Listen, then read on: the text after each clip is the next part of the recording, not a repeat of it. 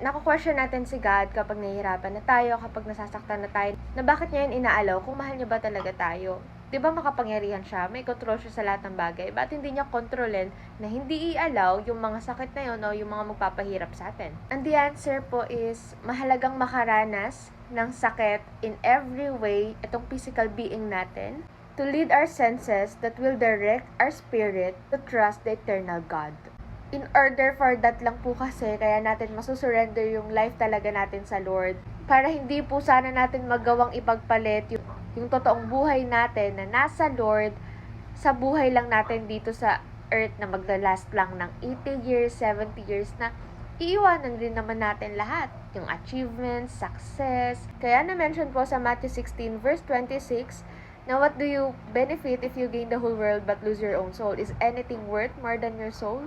Nasa ayaw at gusto po natin, kahit gaano na po kaganda ang buhay natin, estado ng buhay natin dito sa mundo, hindi po natin yan madadala kapag namatay na tayo. The truth po is, lahat po tayo ay dumadaan lang po dito sa mundo. Dadaanan lang po natin yung buhay natin dito sa mundo para masyadong mag-depend, para masyadong maging attached sa mga bagay na mawawala din naman, naiiwanan din naman natin. Kaya imbes na magalit tayo sa Lord, questionin natin siya, bakit niya inaalaw, ganito, ganyan, just trust Him. Na piniprepare ka lang niya po, hinahanda ka lang niya po sa kung ano talaga yung maglalast. Mas magiging madali na maset natin sa sarili natin na i-seek si Lord, i-pursue si Lord, unahin si Lord, sumunod sa Lord. Kapag na-accept na po natin yung truth na walang sa atin, wala tayong dapat patunayan, wala tayong dapat ilaban, wala tayong dapat angkinin.